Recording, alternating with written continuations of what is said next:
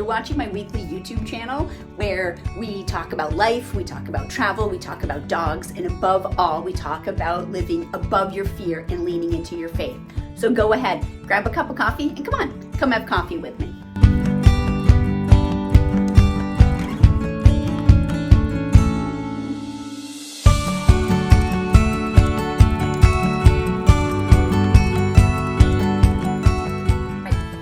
Hey you guys, welcome back to Come Have Coffee with me. It's been a while, but if you've been in my life for any amount of time, you know that this is common.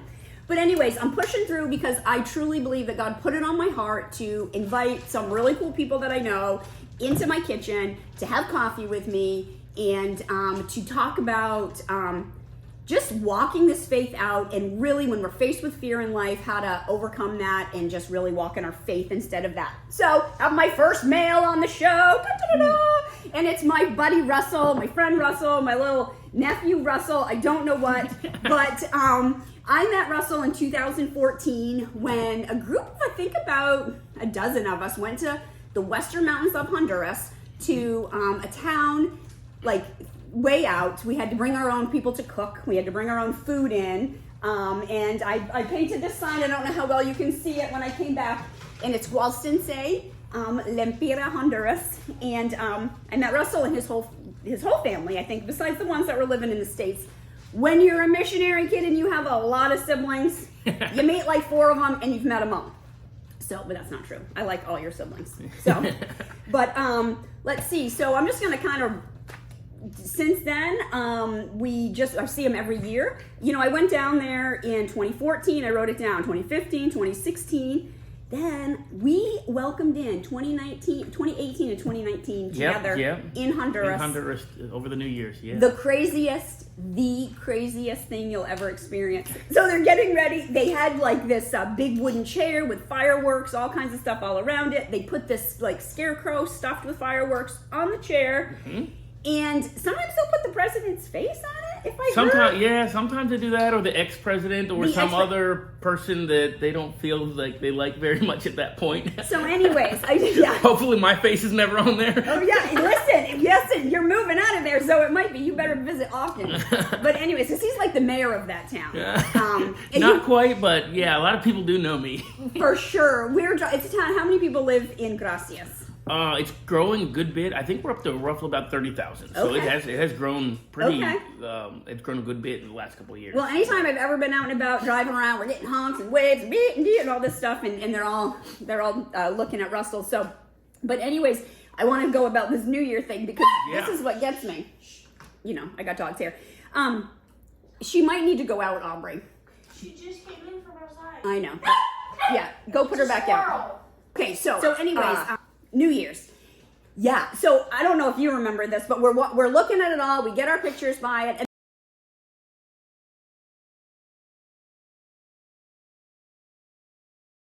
And then I'm like, where do we stand when they light it? He's like, we just back up. And so we like backed up, and I was like looking for a line, looking for a barricade, looking for some cop to tell me to scoot back.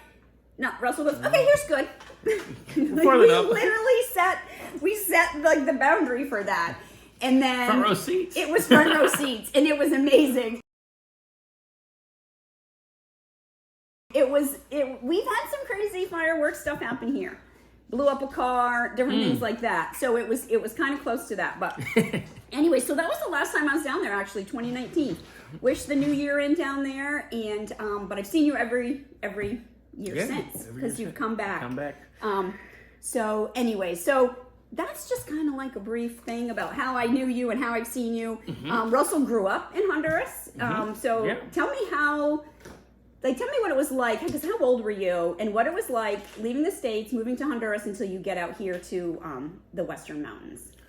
So my parents decided they felt called to the mission field. So I was 11 when we moved to Honduras, and we initially went to islands off of the coast of Honduras, which are actually English speaking, and it was in response to Hurricane Mitch. And our objective there was to build a hospital. The organization that we went down with ended up kind of falling apart, having other interests, things didn't work out. We shortly after, since we were already there in Honduras, switched organizations while still on the field, and started working on their model, which is all about empowering the locals. And we ended up staying on the islands for about 4.5 years. And then I would have been 16 or just about to turn 16 when we ended up moving from the islands up to the mountains in the western part of Honduras. And part of the reason for that was, if we're trying to empower the locals and you're on this little remote island, there's not a lot of leadership people to empower. And so by moving to the mountains in an area where there were hardly any other missionaries at that point, there was just a lot of local pastors and young men and women that wanted to start ministering, and they needed a lot of help, and they just didn't have anybody to come alongside them and empower them and help them out with stuff. And so we ended up moving up there, and it's been great. We've had lots more opportunity to serve because the area is just so much more vast up there. You guys did some awesome things, but it's funny. Just my life and having all of these radical changes, and this isn't where I thought I was going. And it's like, for you, your parents headed to the islands. They thought that's where God had them, and they obeyed that one step to go there. And then God turned it, and they ended up in the mountains. And so I just think that's so cool. God is such a God of turnarounds, and He uses everything for His glory. Like in the book of Esther. Remember, we always thought that Haman was going to get maybe like glorified, in front of the king, and then it was Mordecai and all of that stuff. So that, which says to me, so now here you are, a grown man, you've married a local Honduran, who, is she the reason why you really started to learn Spanish? I feel like I heard that rumor. I mean, my Spanish drastically improved when I started dating her, let's say, but no, I was already, okay. I mean. So tip to all of you who want to learn another language, just date somebody. If you're single. If you're single. Oh yeah, that's true. Oh, that's true. Listen, anyways, I'm blushing because there was that cute guy who used to run the zip line. Yeah. He smelled so good. I was going to say, there was a couple military guys that, oh, stop we used to keep doing. Watch out. I've known you for too long, Michelle. I know things. Okay. Listen, secrets with me on those. So, yes. So, I am in an even far... No, we left this remote area and we went into town because Dr. Greg was doing some surgeries at the local... because we went on this first medical trip. And this still is my heart, because there are people who have no access to medical help in Honduras. A 3-hour plane, 3-hour and then 5-hour drive, right? Once we get there, the flight's nothing. But anyways, there was a whole bunch of military guys. And I said to your dad, because for whatever reason, because I did kid ministry, we were in the park eating ice cream while everyone else was working in the clinic. Anyway, typical mission trip with me. Heck yeah. Anyways, that's why I go down over New Year's, because we can have everything shuts down for 2 days. But okay, I asked your dad, I'm like, do you think those guys would let me get a picture of them? To which your dad says, go right in there and get in with them. So your dad really, I really liked how your dad saw the biggest impact that U.S. money could do in Honduras and feeding kids. Yep. You know what I mean? And so that really opened my eyes to tithing my money wisely and honestly. So anyways, that's a whole nother thing. But so you've grown up in this mission, you've met Iris, you've had 3 children. I have 3 kids. Yep. And now all of a sudden God has said, you gotta leave the family stuff and it's time for you to step on. And so tell me about what that was like. That's a huge step of faith and fear. I'm sure there was fear, because Russell is now moving to the States, but he'll still be in contact with Honduras in missions. But just kind of tell me a little bit about that transition. Yeah, well, with Iris being a Honduran citizen, she's from there and everything, and being married to me, we want her to work on she's actually never been able to visit the States, just because immigration laws and stuff, just how it's worked out. And for a person that is married to a U.S. citizen to gain immigration status to be able to come, they have to apply for an immigrant visa. So if we were to have applied for like a tourist visa, it would get denied because they don't give tourist visas to spouses of U.S. citizens. Interesting. So for her to be able to, for our long-term plans, be able to travel back and forth, she's going to have to get an immigrant visa. We're in the process of getting that right now. And then after that, once we move up, we'll apply for a green card and then eventually for her a U.S. citizenship. And then once she becomes a citizen, then obviously we'll be able to live in the States, live abroad, not only in Honduras, but potentially any other country. You know, as a U.S. citizen, she'll have many doors open to her, and whether that's for short-term mission trips or, you know, potentially moving to a totally different country, we'll see. But we're in process for that, so that's exciting. You know, definitely kind of leaving behind everything she's ever known, because she's never even been to the U.S. And so we're moving to Kansas, and through this we're moving.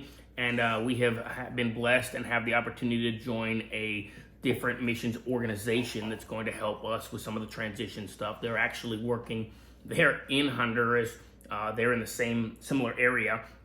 And so as Iris and I are waiting for our immigration stuff to get approved so we can move, we've actually already taken the job with them, and I'm working with them as the operations director for Honduras. And so it's a very similar work to what I was doing with Sowers for Pastors at my dad's organization, but now I'm doing it for them. Okay. And it's actually a job that I can do from Honduras or from Kansas. And so it entails me being part-time in the States and part-time in Honduras. And so they don't, you know, it doesn't matter to them if I live in Honduras and travel to the States to do what I need to do there, or live in the States and travel to Honduras. So I can live in either place and just travel some. And so Extra Mile Missions is really growing quite a bit. And now that they have me on staff, they've been able to have me start helping them train people in Honduras, so that when I do move up, I have a team of people in place that can run the show. Okay. And so I'll still be the director of operations and overseeing everything, but they'll be my people So on the what ground. are they doing in Honduras, like right now? Like what is... So we have 6 villages that we work with, and in a lot of ways it's similar to like EAC for Lempira and what you guys are doing from here. So real quick, EAC for Lempira, I'll give you a little, because some people don't know this. Okay. But in 2016, on that trip to Honduras, a group of us from Edgewater Alliance Church, that's what EAC stands for, we signed up kids and started a child sponsorship program. And what happened was our church here basically became sisters with a church in don't tell me, Guacatao. And all those G's. Gracias, Gualcinse, Guacutao. That's good. It's good. It's great. That's I like it. So anyways, so we had, I think it was like 300 and something kids when it started. But basically the statistics at that point in time were 1 in every kindergartner.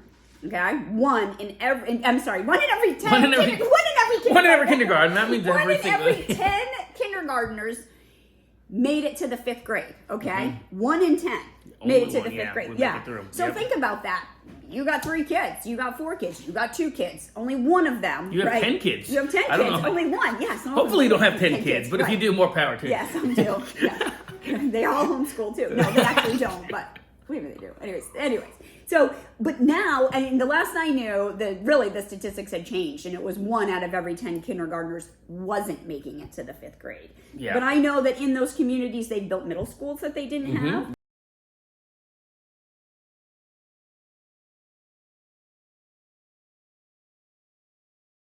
Yep. At high school, what's going on with those kids going up to high school? A lot of them are having to travel out, but they've built a high school close enough that it is feasible for them to travel back and forth. And I think in 1, if not 2 of the villages out there, they have teachers that are coming in and working for free on Saturdays to teach 10th, 11th. So basically in Honduras, it's 1st grade through 6th grade is like their equivalent for elementary, and then 7th, 8th, and 9th would be middle school, and then high school for them is only 3 years, so it's 10th, 11th, 12th. So middle school 3 and high school 3 is the way they break it down. And so the middle school goes up through 9th, but then they have those teachers volunteering on Saturdays to be able to teach 10th grade this year because they have so many 9th graders from last year that graduated middle school that wanted to continue on.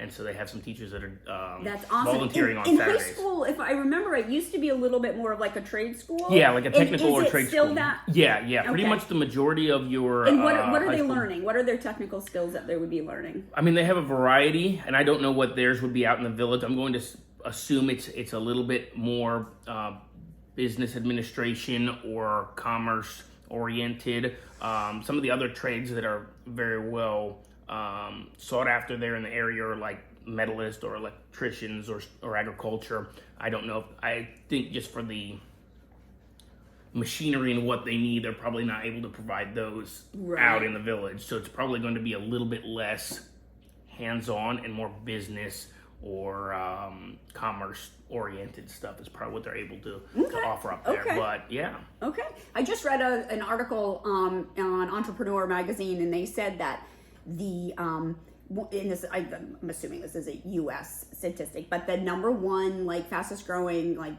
job thing is hospitality, and that food hospitality is part of that. So I don't know. So I think it would be cool to have an Airbnb out there in the middle of nowhere, Honduras.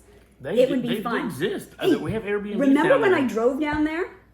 I do remember that. That is the crazy. I can't forget it. Yes, Jonathan. Listen, I can't forget it. If you have ever been to Central America, the driving is crazy. I do have to say, is it still your driving was crazy? It was. They said She did a great job. They said who can drive a stick and is aggressive.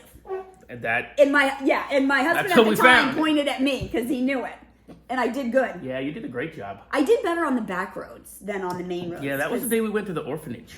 I remember we drove into Santa Rosa and we went to the girls' home there. I remember that. Yeah. Because there was we were riding convoy and it was a yellow light and the first car went and everybody's like, we're staying together. So it turned red and we just all went. We all went going. Russell, we were coming up on that the hill. It was like a really steep hill. And I've been living in Florida for about 10 years at this point. And there's a light at the top. It was it's bad. And we ate at the chicken place, right? It was like at a Exactly, yeah, yep. we ate at that chicken. Oh my gosh, I love chicken in Honduras. Oh, it's chicken. That one in Gracias, right across from the square. Is it still there? Yep. They got the chickens right out back. Super Pollo Express. That's the place. Listen, 5 of us worked about 3 hours picking coffee to buy one piece of chicken. Yeah. That's the cool, that was the cool thing as we went during coffee harvesting season. So we got to harvest coffee, which if you've never seen a coffee cherry or grape or whatever, that's what it's like. Anyways, I have a video on here about that process, and we made enough. I remember saying, yay, at least we can get a chicken thing at it's like Pollo you made Express, enough right? money of the harvest from all morning that you all together could have bought one piece of chicken. Yeah. Wouldn't have made it harvesting coffee. Yeah. Nope. Not at all. So anyway, so you guys are coming. I'm trying to think what else. Okay, you know what? I'm going to say this because I'm going to do a little plug for you. Do it. Because this is one of the big things, one of the cool things, we're just talking about coffee, is that the thing I like about, and it was your dad at first, and then Russell just has the same philosophy, and that is that anytime that these guys ever came to the States and they were asking for money, let's face it, people need to get funded. They need to get funded, right? And we're told, we're told to give, and we're told to go, right here too. But he supported himself. Your dad used to come back to the States for a couple of months and work to then support everybody in the mission down there, so that every penny that I would give would go to feed these kids, would go to empower these pastors. Because your dad also said this one time, and this is something good to remember really about any American missionary in any country around the world. Your dad said the Honduran government could say, you're out. You're done. You're done. They could say to you, you're done. a foreigner in a separate, in totally, not your country. You could get kicked out. Yeah. So totally all that money empowering the local pastor. motorcycles. My mom's a huge fan of motorcycles. My mom needs to get a motorcycle. Yeah. Anyways, Well, yeah. it's bike week this week, and I just want to say I'm taking advantage of going out on a bike this afternoon. Actually, You are cool. Oh my yeah, gosh. because it's Please bike week here in be Florida. safe, so, Russell. Yes, man. Do I you wear my wanna know helmet. I that will wear a first- helmet, do and you- I will be safe. I came to Biketoberfest like a year and a half ago. So. Richardsons have been putting you on motorcycles this whole Oh, time. this whole time. What? What? Listen, that's nothing compared to driving in It Honduras. isn't. so- It isn't. Oh, so there you go. Listen, okay, I want to say this in Honduras. I learned this. There was on this one road that the guy in front of me had his left blinker on, and somebody said that means you can pass him. Yeah, he's signaling you To go around It's him. clear you can pass me, or he's signaling That I'm he's turning turning. left. You just it had could to be go. either. And then there was this one pothole on the way from the airport, and the same lady was always there with palm fronds, wanting money so she could fill it. She never filled it. She never filled that thing. Well, job security. A Pretty lot of sure I fun. gave her money. And then, yeah. But listen, in all reality, it's the local pastor who can reach that woman. It's the local pastor who can, do that. So one of the things that you guys did was you guys planted a coffee farm. And it was so fun to pick on that and to see the employment that you could give Yep. to some local Hondurans so that they could get Yep. a fair wage. And they could even give... one thing that you guys did was you gave them the benefits of a U.S. Job. You gave them breaks and you gave them Snacks You and did. You benefits, snacked yeah. us up when we were there. We got a break. We worked 3 hours and we got a break. So, anyways, but this is Rusty's roast. I don't even know if we can get it there. So yeah, and don't touch the camera though, Aubrey. Oh, she's giving me the okay. So he has. This is.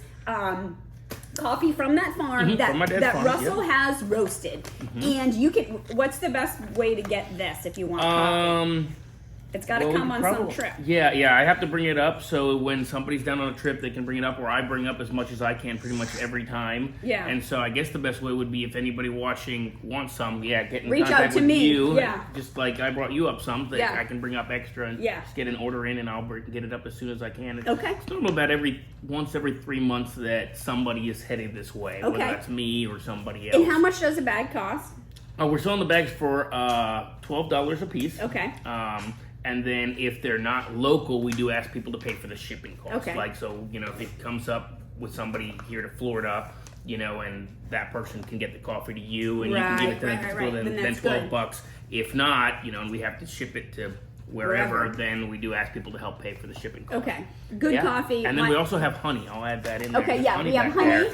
I've got some. Look at my little thing, but here's Yeah, honey. so Okay, there's and honey. how much is the honey? Honey is $10 a bottle. Okay. And that's completely natural, organic honey from Honduras.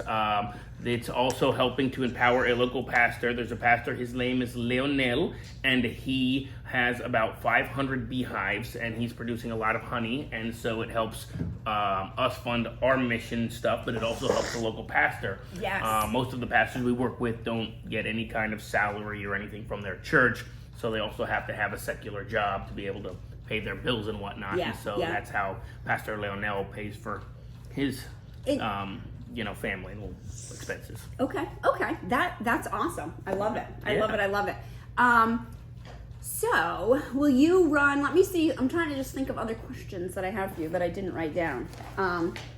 When you made that switch and decided to make a U-turn, I mean, did you just know? Like, did God tell you? Was there a scripture? Like, how God definitely told us. I Yeah. mean, honestly, there were some struggles. There was definitely some difficulties. It wasn't all, yeah, fun and games. Yeah, There was we some hurt feelings, some stuff that we're working through, figuring it out, and we're just really blessed. We're really blessed that through it all, people have just been gracious with us. We've been blessed to have the opportunities. We definitely saw that. Honestly, for me personally, I have no problem sharing, but our marriage was struggling, and as we sought counseling, and it's been really good. Like, we've been really blessed to have.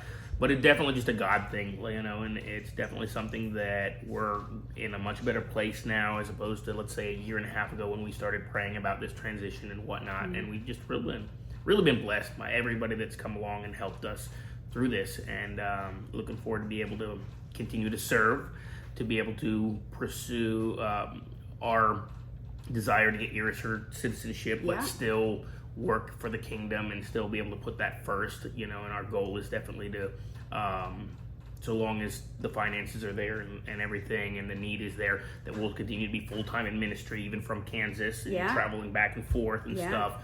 And that's our desire, and that's how we feel called, is to keep serving in ministry. And you So- know, I feel like I had asked you about what you were doing, and you said the villages. I think we got no, you said similar things. So child sponsorship. So we got child you have- sponsorship. Yeah, so we have 6 villages, and we have child sponsorship at them, and then we're also working.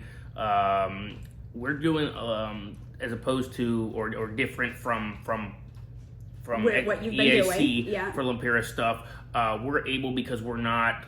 Because one, we have more people on the ground, and then 2, we're not trying to expand quite as much.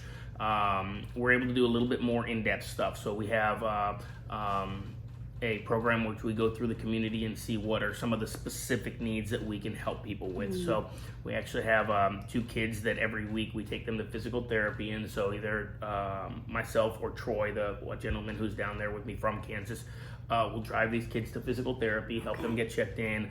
The girl that goes, she broke her arm. She fell off a horse and broke her arm and had to have surgery. She has to go to physical therapy every week to keep How that long arm. of a drive? It's about half an hour out there. So for us, it's half an hour out to the village to pick up the kid, bring them back to Gracias. It's Okay, another so- half hour, yeah. and then we have to take them back out. So that's another half hour, and then we have to come back in. So Yeah. our drive is a 2-hour commitment plus the time that we're there at physical therapy. Yeah, and then the other kid that goes, his name is Savi. He's a young boy, 8 years old, and he fell into a big pot of sugarcane honey candy that they were making, a boiling pot of basically the most similar thing you could. It's like molasses, Yeah, you know, yeah. and so it was just sticky, and he fell into it and just burned all over his body, and so we've actually had to take him to the capital of the country a couple times to get compression garments and stuff, and we take him to physical therapy Praise and the do Lord. that. And so we're able to do that kind of things. We're helping a couple widows that are out there that are just struggling because, one of them has 3 kids, and she's had to take a job in Gracias, and she was only able to go out to the village and see her kids every other weekend for one day. So she wasn't even able to see her kids. So then the kids' cousins and grandparents are trying to take care of them. And so we're coming alongside and just trying to help her. Our desire is to maybe even help her get start a business there in the village and have like a little shop out of her house so that she can oversee. Does she have like a little something that she does? What does she do for work that this little business would be? So in town, she's working at like a little grocery store, and so Okay. she's like doing that. And so our thought is if we could help her get set up and have a small little convenience Pulperia? store, pulperia, exactly, yeah, out there in, Wait, right in here. the village. Hold on. This is the little pulperia. Oh, there you go, exactly. So Up a and down. pulperia is basically, a corner store, a convenience store. They sell soda, chips, a little bit of everything. It's like a super tiny grocery store, and so our desire is to help her get. Which is usually like in the front of your house. Yeah, In your yeah, living like room. you'd have, Basically like, the in front ro- of- right, yeah. like it would be like in your living room. Yeah, and so we're looking at the options to maybe even build her a separate little, like extend another room to the front of her house so that it could be like add a living room, but Yeah. then turn that living room into the storefront. At a storefront too. Add a storefront. Really, to it. kind of how it used to be in cities and stuff. Yeah, exactly. Okay. Not unsimilar from how that would be, and so then we could help her with the setup costs and whatnot. And then once we did that, we would check in and make sure that it's up and running well. But then she would actually be self-sustainable, and we wouldn't have to just keep investing into her every month. Financially, we'd be able to do it. She could help. Be self-sustaining, Yeah. and so that's our goal, our thought. So doing just different projects like that. We have a number of construction projects that we have done. There's a little boy who is in a wheelchair, and we helped do a concrete slab on the front of his house. That's awesome. So that they could Yeah. roll him around on the wheelchair because the terrain is just so. Well, I mean, there's Yeah. mountains. There's Yeah. So the terrain is not good for anything that isn't 4-wheel drive or mountain bikes, and so a wheelchair obviously has a lot of issues. So we were able to pour a little concrete slab on the outside of their house, awesome. and then his mom can push him around, he Yeah. can get some sunlight. Yeah. And, Which, not be speaking of cooped the up. construction things, there's been bridge and week projects that I've been part of, but when he says, pour a cement slab, you don't bring in the pump truck. No. And you don't, you make it by the river, right? And bucket it up and dump it. Yeah. We were for his house, we were at least blessed that it was close enough to the road that we were able to get a dump truck to bring in the sand and gravel. Because sometimes you have to get mules and go down to the river and load up sacks with sand and gravel, put them on the back of a pack animal and get them up the mountain. Yeah. But this, at least for this specific case, we were able to get a dump truck in there. And we actually were able to use like a little 2-bag mixer. So we did have a little concrete mixer, not a big truck, but at least a little one. So it saved us a lot of work. And let me ask you that you guys still get flat tires on the regular? Oh, yes. Yes. I think 1 week when you were down there, we probably was the record. It was like, I want to say we had 9 flat tires in 7 days. Oh, it was insane. It was so much crazy. Fun, though. She didn't have to change the tires. It was not so much fun. 9 flat tires in 7 days is not good. So, yes, because listen, we broke down. I was probably going to head off onto the woods and try to find somebody, some village, some house. I remember one year I was at the girl, we would have been in the Green Swamp, Posa Verde. And all of a sudden I hear, la, la, la, la, la, la. And it was these guys calling me because I was away. I was off.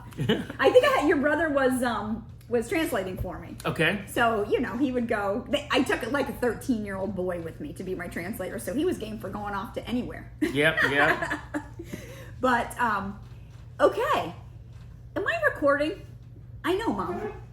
All of a sudden I hit, am I recording? I am. Holy cow. Good, we are recording. Every single time, and I can't stop out, but every single time I ask that, I made it 31 minutes in, but okay, so I just want to tell you this. You can find Russell on Facebook, Russell Sowers. Russell Sowers on Facebook. Put the link down there, Extra Mile Missions. Extra Mile Missions, yep. And currently, right now, if you give, listen, I'm never afraid to ask people for money. If you don't feel like you want to give, don't give. It's not my deal. You want to give to United Way, whatever, that's your deal, but I like how my money goes in Honduras. But anyways, if you want to give, if the Lord's put that on your heart, extramilemissions.org, and it's very easy. I've gone on there. It's very easy to navigate. Russell and Iris Sowers, and they will match. They will match up to $50 for anybody that wants to sign up. Now, that has to be for a reoccurring, so it'd be up for a monthly commitment. Okay. But one-time donations are definitely welcome. Welcome. So if I say I want to give $50 a month, they will match that $50. They will every month. Every month. Every month they'll match. Yep. And that's they're going to do that for anybody that signs up in the months of April, May, or June. Okay. So it's 3-month long promotion that they're doing right now to help us get more funded, and they will match that fund not only for those 3 months. They will match that for as long as the person wants to give. Okay. And so, that's a good deal. And it's not only for $50. If you only have the capacity to do $10, if that's what you're able to give, they'll match the $10. Yeah, they'll match up to $50. So that's good. So that's good because one of these out about $5. Yeah. Cup of coffee. Latte. Latte. Even the coffees though, you're spending $2. Yeah. That just gets me. But I've been doing it because I've been working on the road lately. But okay, our time is up. Trying to think if there's anything else. That's it. I hate saying goodbye. But so if you give, the Lord's put it on your heart, like I said, give. I think that's a great deal. Follow us on Instagram and Facebook at Extra Mile Missions as well. Okay. Extra Mile Missions. All right. And I'm going to link all this in the bottom. Oh, that'd be great. And so, So thanks. I'm so glad that this worked out. Yeah. And I'm back on. So, okay. All right, guys. We'll see ya. Thank you. Lord bless. Thanks for watching. I hope you were encouraged in your faith, and I hope that you got some tools that you can use to grow deeper in your faith and draw near to God, and that you're inspired to walk this thing out. And so if you were encouraged, I'd love it if you would subscribe to my YouTube channel below. You can also get me on Facebook and Instagram at Michelle.Spanos. So thanks, and I'll see you next week.